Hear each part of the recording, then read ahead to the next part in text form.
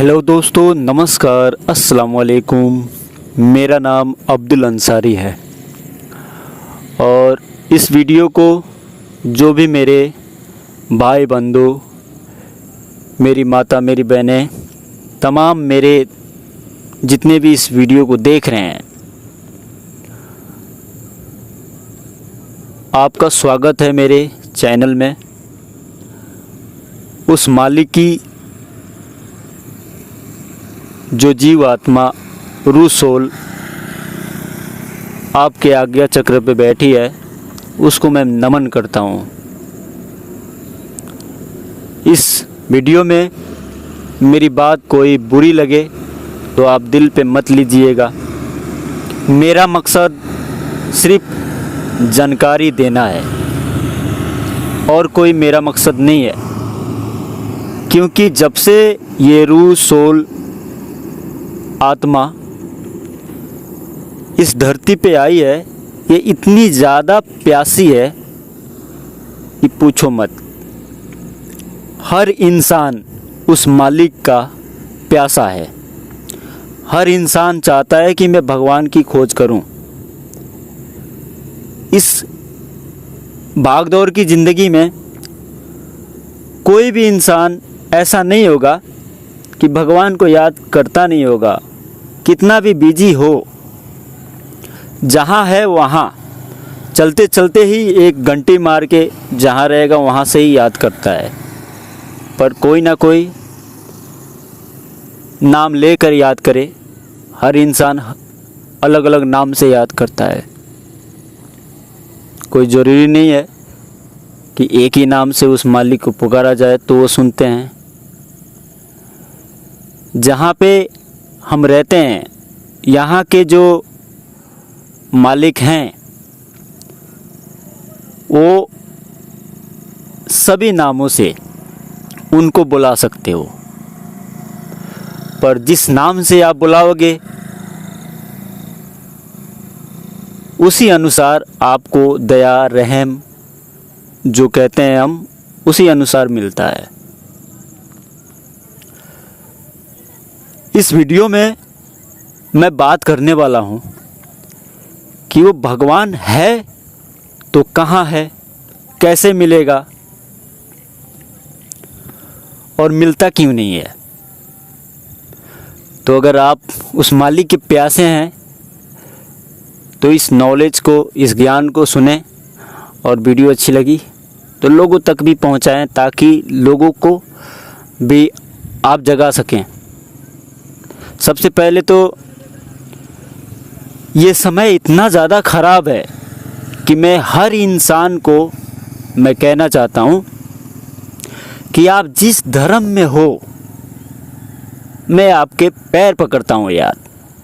अब मैं क्या कहूँ, आप जिस नाम से उस मालिक को पुकारते हो उसी नाम से आप पुकारो, आवाज़ लगाते रहो, ताकि आपका जो कष्ट है वो दूर हो जाए। नहीं तो कोई ठीक नहीं है। ये समय इतना ज़्यादा ख़राब है कि किसी के ऊपर भी मतलब ये आफत आ सकती है, और इस आफत से लड़ने के लिए आप तैयार रहो, क्योंकि ये हार मानने वाली नहीं है, और आप हार मानोगे तो आपको हरा देगी ये आफत। तो चलिए हम बात करते हैं कि भगवान है या नहीं है, और है तो कहाँ है।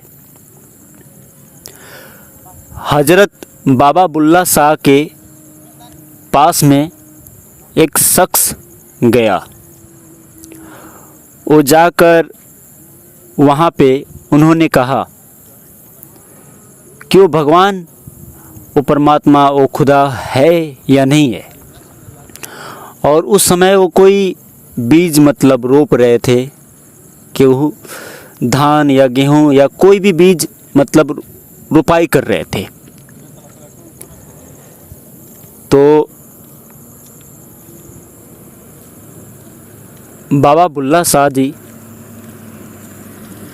एक बीज यहाँ से उखाड़ कर थोड़ी दूर अलग उन्होंने लगा दिया।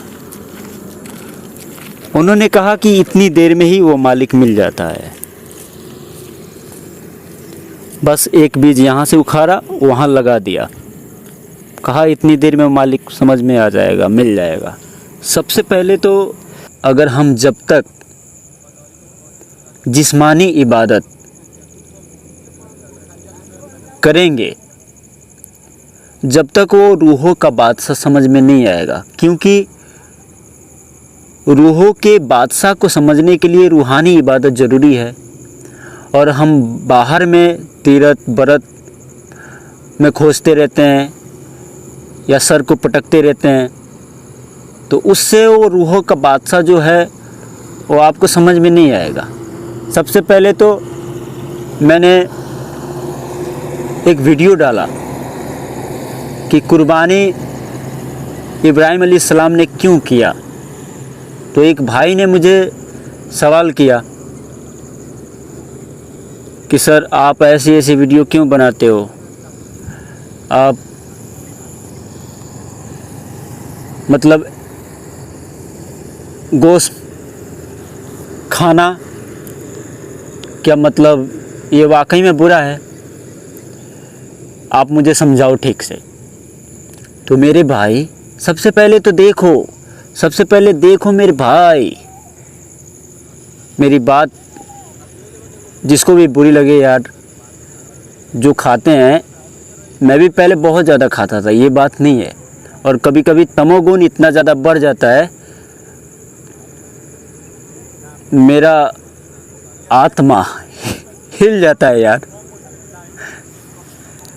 तो सबसे पहले तो मैं एक बात आपको बतला दूं, फरिश्तों का भोजन, देवी देवताओं का भोजन क्या है मेरे भाई, उनका भोजन है खुशबू। तो जब फरिश्तों का भोजन है खुशबू, तो मालिक क्या मांस खाएंगे, मतलब गोश्त खाएंगे, मछली खाएंगे, अंडा खाएंगे? वो हमारे किसी भी इस मृत्युलोक के पदार्थ को वो नहीं खाएंगे। ये तो जैसे कूड़ा कचरा, जो मतलब हमारे घर में कूड़ा कचरा जब हो जाता है तो हम कोई झाड़ू लेते हैं और साफ़ करके बाहर फेंक देते हैं, इस तरीके से ये मृत्युलोक है। तो और मैं क्या कहूँ, सबसे पहले तो देखो, जो चाकू बेचने वाला है वो कभी भी मतलब चाकू को बेचेगा तो ये नहीं सोचता है कि मतलब इसे बेचूंगा तो कोई मतलब ख़रीद के ले जाएगा तो इसे गलत करेगा। वो तो बेचता है कि मतलब इससे कोई साग सब्जी काटे, भलाई के लिए बेचता है। अब कोई ले जाकर किसी के पेट में होड़ दे और इस दुनिया संसार को मतलब उसकी प्राण को हर ले, वो उसके लिए यमराज हो गया, ये उसके लिए यमराज बन जाए, तब उसकी गलती नहीं है चाकू बेचने वाली की। तो मैंने ढेर सारे मतलब आयत मंत्र वजीफ़े मैंने दिए हैं, तो कोई गलती करेगा तो इसका मतलब क्या है कि मतलब मैं ही हो गया उसका जिम्मेदार। यार देखो, मैं जो भी देता हूँ बतला देता हूँ कि हाँ आपको ये सब करना नहीं है। डॉक्टर के पास में जाते हैं हम, तो दवा देने से पहले उसका परहेज़ बतला देता है कि ये खाना है या नहीं खाना है। तो ये आपकी मर्ज़ी है, आप गलत करोगे तो गलत पाओगे, अच्छा करोगे तो अच्छा पाओगे। अगर हमारे पास में कोई आए और आकर हमें कोई 2 फाइट लगा दे या हमें जान से मार दे, तो हम न्याय लेने के लिए कहाँ जाएंगे? जो न्याय करने वाले होंगे उनके पास में जाएंगे। अगर वहाँ नहीं मिले तो फिर आगे बढ़ेंगे, वहाँ भी हमें न्याय नहीं मिलेगा तो फिर आगे बढ़ेंगे। मतलब समझ लो कि थाने में जाएंगे, थाने में न्याय नहीं मिलेगा तो कोर्ट में जाएंगे, कोर्ट में भी नहीं मिलेगा तो हाई कोर्ट, क्या क्या बोलता है सुप्रीम कोर्ट, ये सब में मतलब हम घूम लेंगे। तो इसी तरीके से ये जो जीव आत्मा रूह सोल है, इससे निकलती है। तो ये जो वायुमंडल है, सबसे पहले ये नाचती रहती है और अपनी रूह सोल जीव आत्मा को जब इससे कोई मतलब जगा नहीं पाता है, बाहर निकाल नहीं पाता है, तो क्या है कि इस वायुमंडल में उसकी रूह सोल फंस जाती है। तो ये वायुमंडल चलता रहता है और जो उस समय के साधु संत महात्मा औलिया फ़कीर जो मुर्शिद कामिल रहते हैं वही न्याय कराते हैं। उन्हीं के पास में ये सारी की सारी रूह मतलब हार पाच के वहीं पे जाकर अपना न्याय लेती है। मतलब आज इस इंसान से मिला, हाँ थोड़ा बहुत जानता है, ये शायद मुझे न्याय दे सकता है, तो इससे मैंने पूछा कि मुझे न्याय दिला सकते हो, तो नहीं, ये मेरी बस की बात नहीं है। तो ऐसे ही करके मतलब कभी ना कभी करके अपनी मंजिल तक ये पहुंच जाती है। तो इस समय के जो बादशाह हैं, जो रूहों का बादशाह, वो समझ लो बहुत ज़्यादा दुखी हैं और लोगों को समझा समझा के थक चुके हैं। और सबसे पहले तो वो थकने वाले हैं नहीं, वो थकाने वाले हैं, इसीलिए वो बैठ गए हैं। अब लोगों पे मतलब छोड़ दिए वो कि अब लोग माने या ना माने उनकी मर्जी। तो मेरे भाई, जिस भी धर्म में हो आप, जिस भी मज़हब में हो आप, सबसे पहले थोड़ी देर जिस भी नाम से पुकारते हो उस मालिक को पुकारो, जो मर्जी वो आवाज़ लगा के पुकारो, ताकि ये बुरा जो समय है उससे आपकी बचत हो सके। नहीं तो कोई ठीक नहीं है, इसमें कुछ भी हो सकता है। बहुत ज़्यादा मतलब लाश से नज़ारे आपने देखा और अभी भी कितने होने वाले हैं, कोई ठीक नहीं है।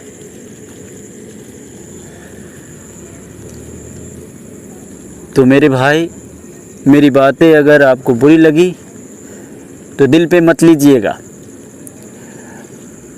ये बात नहीं है कि बाहर में मालिक नहीं है। सबसे पहले तो बाहर को समझने के लिए सबसे पहले अपने आप को आप समझ लो, तो सब कुछ समझ में आ जाएगा। इस मृत्यु लोक में जो भी कुछ आपको दिखाई दे रही है, सब में रूहों का वास है और सबको एक समान, एक दृष्टि से देखो, तब जाके आपको समझ में आएगा वो मालिक। खाना खाने के लिए जाओ तो भी आप ऐसा सोचो कि इस खाने का मैं मोल भी नहीं चुका सकता, तब जाके वो मालिक समझ में आएंगे। क्योंकि इस मृत्यु लोक में जब तक आपकी माफ़ी ना हो, जब तक इससे बच के निकलना नामुमकिन, इम्पॉसिबल है। और इंसान चाहे तो क्या कुछ नहीं कर सकता। ये कोरोना क्या है, बड़ी सी बड़ी मतलब आफत आ जाए इंसान के ऊपर, तो वो भी मतलब टालने में इंसान सक्षम है। सबसे पहले तो जितने भी औलिया पीर पैगंबर फ़कीर आए, इंसान रूपी शरीर में आए और चले जाने के बाद भगवान कहलाए, कोई खुदा कहलाया, कोई अल्लाह ताला कहलाया। तो मेरे भाई, सबसे देखो पहले कि ये अशरफुल मखलूक़ात देव नारायणी शरीर है, तो इसे मत गंवाओ। आप जो भी नाम से आप पुकारते हो मालिक को पुकारो। और प्लीज़ यार, वीडियो अच्छी लगी तो मेरे चैनल को लाइक सब्सक्राइब करना ना भूलना और लोगों तक पहुंचाना ना भूलना, ताकि लोगों को भी आप जगा सकते हो। और बहुत लोग कहते हैं कि मुझे जिन चाहिए, परी चाहिए, ये शैतान परी क्या है। शैतान यहाँ कोई नहीं है। शैतान आपका मतलब जो भी है आपके मन का भ्रम है। आप किसी अच्छे इंसान के पास में जाओ, उसको आप कहो अबे साले एक गिलास पानी दे, तो मारेगा कि नहीं? तो मार देता है आपको, तो वही आपके लिए शैतान हो गया। उसको आप जाके कहो भैया एक गिलास पानी दीजिए, मुझे बहुत ज़ोर की प्यास लगी है, तो आपको इज्जत भी देगा, सत्कार भी देगा और पानी भी पिलाएगा, हो सके तो खाना भी खिला देगा। तो यही बात है। तो रूह कभी शैतान नहीं हो सकती। रूह कभी भी, रूह सोल आत्मा ये आज़ाद है और आज़ाद हमेशा रहेगी। पर इसको बंधन में कौन डाली है? ये सारे के सारे जो बंधन दिखाई दे रहा है या आँखों से, ये सारे के सारे बंधन में हम ही फंसे हैं। तो उम्मीद करता हूँ आपको ये वीडियो अच्छी लगी होगी। तो चलता हूँ, फिर मिलता हूँ नेक्स्ट वीडियो के साथ। नमस्कार, अस्सलाम वालेकुम, दुआ में याद रखिएगा।